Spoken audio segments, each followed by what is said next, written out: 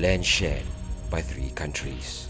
Between these three nations, Sarawak of Malaysia and Kalimantan of Indonesia by far has the longest land border, reaching up to 1,032 kilometers in length. That is quite a distance. This extensive international divide has created what is commonly known as border towns, usually the gateway into a neighboring country.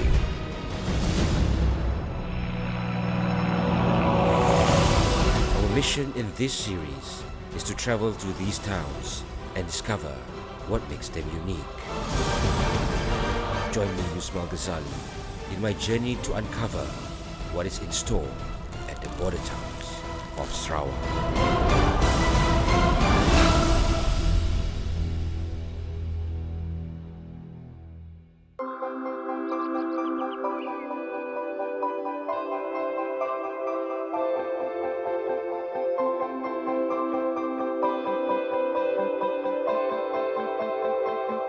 Previously, we were in Biawak, currently the southernmost gateway to Sarawak.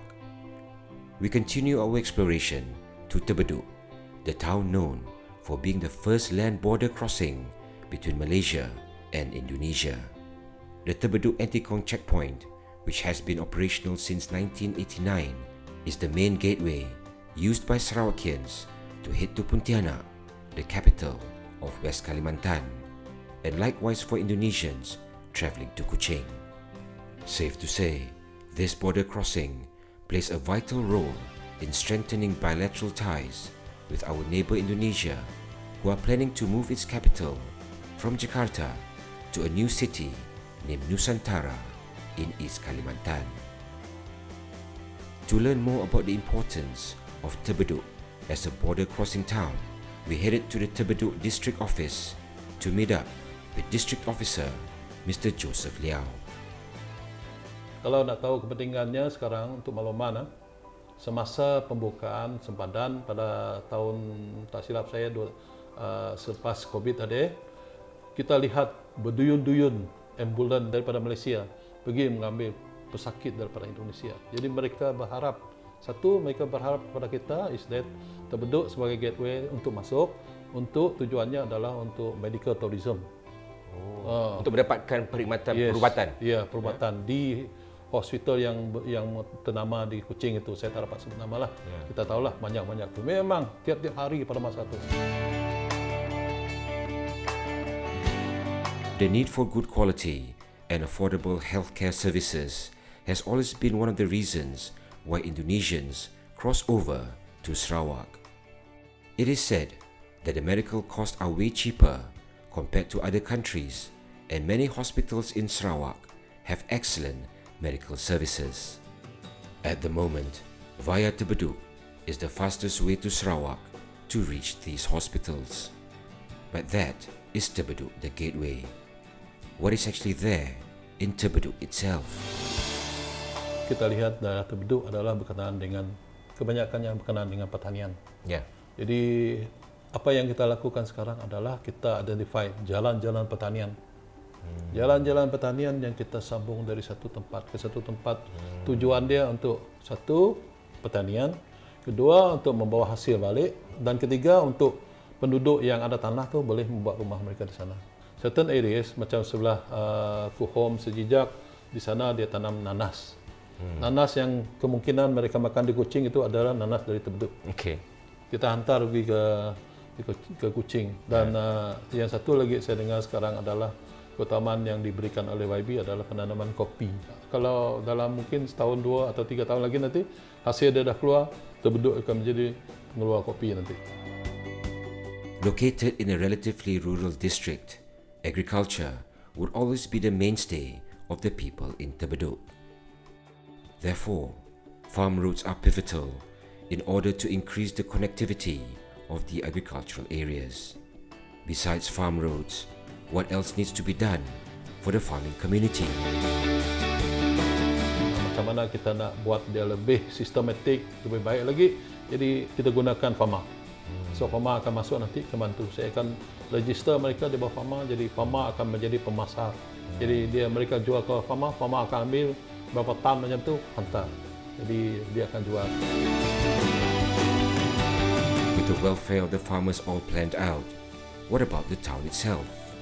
How do you get more people to visit and explore Tebedu? Kita akan anjurkan satu program, we call it Tebedu International Border Bike Week. Bike Week itu sebenarnya kita panggil orang yang peminat motorcycle daripada dalam negara dan luar negara, dalam negeri kita untuk datang. Dan dalam pada itu, semasa kita buat aktiviti ini, kita akan jemput petani juga untuk datang menyediakan jualan mereka. The noise levels from the big bikes will surely awaken this rather sleepy town and invigorate the people of Tebedu, who are hungry for community activities. To find out more about the community and the issues they face, we caught up with Pemancar Ken Manong, the Bidayuh community leader in Tebedu. Saya tengok ada masyarakat ataupun orang di Tebedu ada masalah stateless. Tiada kerakyatan. Bukan dia tidak rakyat Malaysia, tapi mereka dokumen di mereka bukan warga. Karena orang di rakyat di Tebedu ini dia bekatkan dengan sempadan, dia kahwin dengan orang Indonesia, dia perlukan dokumen mereka, surat kahwin mereka mesti perlu dibuat, dan baru anak-anak mereka ini boleh jadi rakyat. The stateless children issue is a major problem in most border towns in Sarawak. The state government has taken positive steps and recently issued temporary documents to a first batch of 73 stateless children, allowing them to attend school and seek medical attention at government clinics. This is the dilemma faced by young couples of cross-border marriages. Apart from the citizenship issue, what are the other issues faced by the youths of Tebedu? Yang saya tengok sekarang, orang muda lepas dia punya secondary education, lepas complete SPM, memang ada masalah sikit tentang mencari pekerjaan. Tapi mereka pergi ke Kuching, pergi ke Serian dengan bandar-bandar besar lah, untuk mencari rezeki ataupun mencari pekerjaan. Because di Tebedu ini kita tidak ada kilang, tidak ada syarikat-syarikat besar. Itulah sebabnya masalah ini, pekerjaan ini dia pergi bandar-bandar besar untuk bajira. Jadi banyak anak-anak muda Tebedu terpaksa meninggalkan kampung halaman dan untuk mencari rezeki di tempat lain.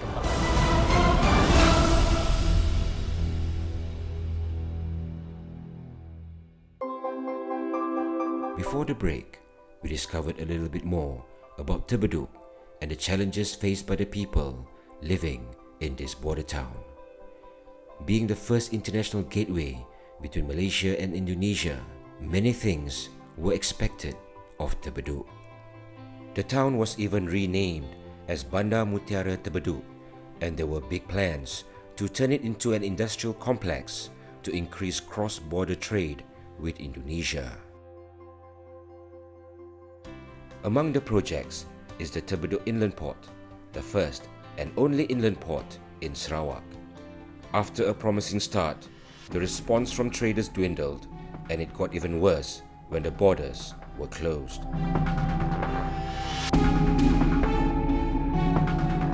We caught up with Mr. Lim Yong Seng to find out more about the highs and lows of the Tebedu Inland Port.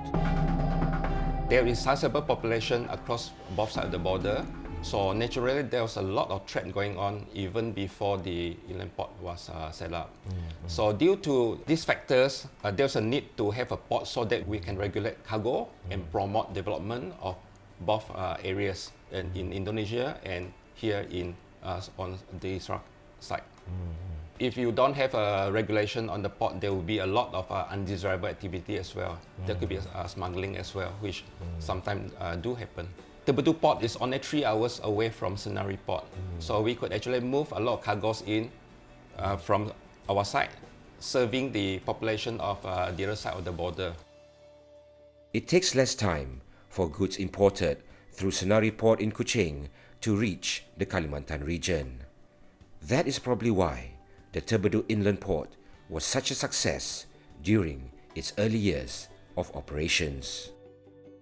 In the first year alone, in the year 2011, we did over 3,000 TEU transshipment through Senari Port all the way here to Tebedu for transshipment to Indonesia. The volume picked up very steadily, and at the peak we were doing about 17,000 20-foot equivalent containers per year. This is equivalent to about 1,000 20-footer containers per month. The value of that trade for that year would be over 700 million. The inland port was an extremely busy place at that time, which meant there were many job opportunities created for the locals. However, things took a turn when Indonesia changed its trading policy in terms of its usage of the inland port. In 2014, the government of Indonesia imposed restriction on movement of cargo into Indonesia. Cargo going to Indonesia must fulfill their requirements. Cargo from Indonesia to Sarawak are still free of restriction. That's affected a lot of the traders because, as I mentioned, we have a lot of transshipment containers coming in from our Senari port through Tebedu port to be exported to Indonesia. So with that sort of restriction, the volume dropped drastically. Our state government, together with our federal government, has been working very closely with their counterpart in Indonesia to resolve this situation. Cross-border trade should ideally benefit both sides of the divide. Indonesia, being the good neighbor that they are, might have their own agenda to achieve. Therefore, something must be done to revitalize the Tebedu Inland Port, which is beginning to look like a deserted area. There is no 20-foot container in sight, and the warehouse is barely filled. The only work to do is cleaning up. A stark contrast to its golden era. We proceeded to head over to the Tebedu ICQS to take a closer look at the state of affairs at the border checkpoint. We discovered another important service provider in the transportation business. Instead of goods, they transport people. Our services here is like to provide transportations, taxi services for Indonesian passengers from here, from Tebedu border to Serian to Kuching. And also we provide services to airport. And if those passengers, like if they want to go to Sibu, Miri, Bintulu, what we will do is we will send to the nearest bus station, and from there then they will select their buses whichever destinations they like to go. So our services is just to send to their destinations. So, what are the issues faced in providing this kind of transportation service? The issues that we face here is challenges from private taxis. Our taxis here, taxi services are legal, so they are fully insurance covered in case anything happens. Right. But private taxis, they are not covered. See. So these are the challenges. Like say we send passengers to airport, for example Kuching airport. We will base on charter, 200 ringgit per van. But the private taxis, they will minimize, reduce the price. They will send like 100 ringgit, 80 ringgit. Are they allowed to pick up passengers from this area here? Actually, by the right, no, they're not right. Because we have our station here, and we have a valid permit from LPKP Sarawak. So we can take passengers, we can send them to Serian, we can send them to Kuching. How bad was the van rental business affected by the pandemic? Some of our members have already surrendered their permit. They are unable to continue the services because our van requires yearly inspection by Puspacom. Sure.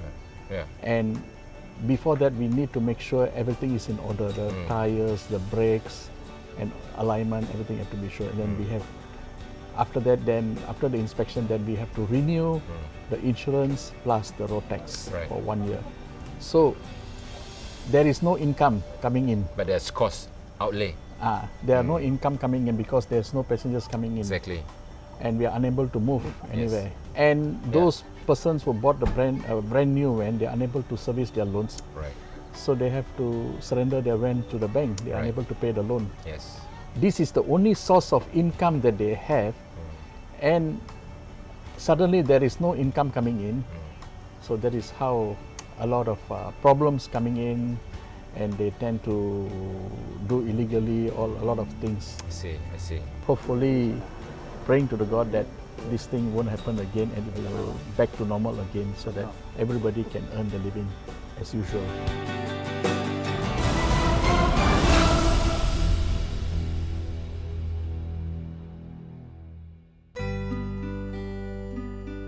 Before the break, we discovered more about the challenges faced by the Tebedu Inland Port and the Serian van rental entrepreneurs. Needless to say, both parties were hit hard by the pandemic. However, it is not only doom and gloom in Tebedu. There is a shining light, a ray of hope that breathes life into this rather mundane town. Welcome to KLB Garden, a cozy little retreat tucked away in Tebedu. KLB Garden was established in 2018. The land was passed down in the family by my late grandfather, Mr. Kwek Laibu. Hence the name KLB Garden. I see, okay. Yeah. So his last wishes was to give back to the community in Tebedu. So KLB Garden, we have two main objectives. First is education. We try to promote outdoor learning. Fantastic. And also provide a platform for our next generation to learn more about the habitat of the local animals, plants, and also fruits. And secondly is to help the development of Tebedu by providing more job opportunities to the locals. Kwek Laibu's last wishes has been realized by his family members. They have given back to society by creating a place perfect for a family getaway. Question is, can a place like this prosper in a border town like Tebedu? Tebedu is actually located in a very strategic location because it is a border town between Sarawak, Malaysia, and also Kalimantan, Indonesia. So there are many people traveling in and out of both countries. We need to pass by this border town. So, what are the attractions awaiting visitors at KLB Garden? We have a mini zoo here. We have also sun bear, porcupines, peacocks, etc. We also have the activities area for the kids to have fun, like bicycle, paddle boating, and bumper cars. And for those who wish to stay overnight, they can do so. We provide cabins for overnight stays and also camping, which is very trending in Sarawak right now. So now that the borders are opened, what needs to be done to enhance Tebedu's image as an ecotourism destination? To enhance Tebedu's image, it's more of a collective effort. So the local government plays a very important part. For example, we can organize events and also festivals, and maybe Bidayu Food Fest here in Tebedu, where we offer local Bidayu delicacies to the visitors. I believe that will be very attracting to visitors and make them want to come to visit this border town, Tebedu. As the saying goes, together we can move mountains.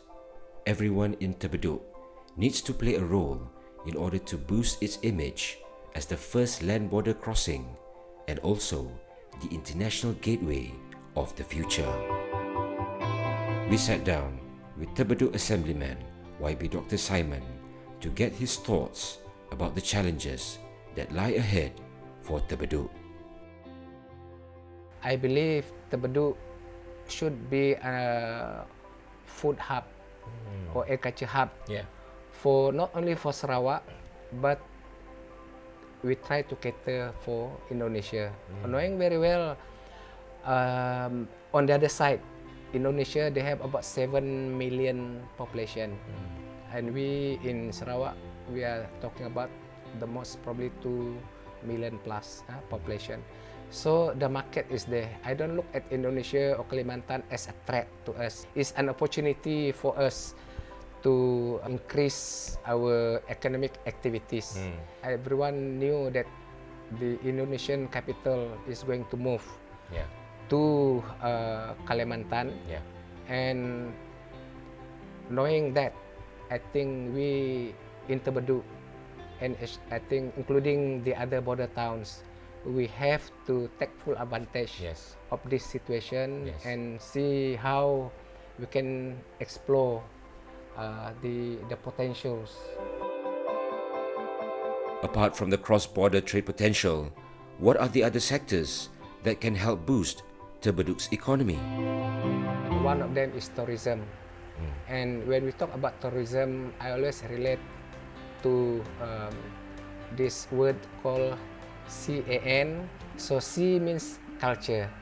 When we talk about culture, we are rich in culture. Yes. Few weeks ago, we had this program called Ngeredan Ngerumbang. It's a festival, a celebration of the first harvest of our paddy that has been planted. Okay. And the tourism ministry have agreed to put it as annual event. So it will be highlighted, and hopefully it will attract people to come to Tebedu. Right. That is one of it. Another one is adventure. So adventure, right now in Tebedu we have one cave. We call it Darut Silabur. Caving for tourists is very good at Darut. We call it Mount Silabur or Cave, Silabur Cave. And then the nature in Tebedu, we are rich in nature, you know. Right. So we have the forests, we have the mountains, we have beautiful rivers, Right. we have the cave, and on top of that, we have the people, friendly people. Right. So now it's up to the people. The people of Tebedu has much to look forward to. What is important now is to participate in its development and support the initiatives of the local and state government. Therefore, the people of Bandar Mutiara Tebedu need to rise up to the challenge in order to restore its status as the first and main land border crossing between two brotherly nations.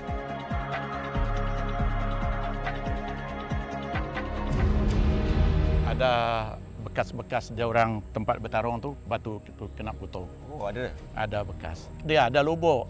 Full lubuan tu, dekat tu lah. Dia orang bertarung tu, tepi tu. Bagaimana dia bermula?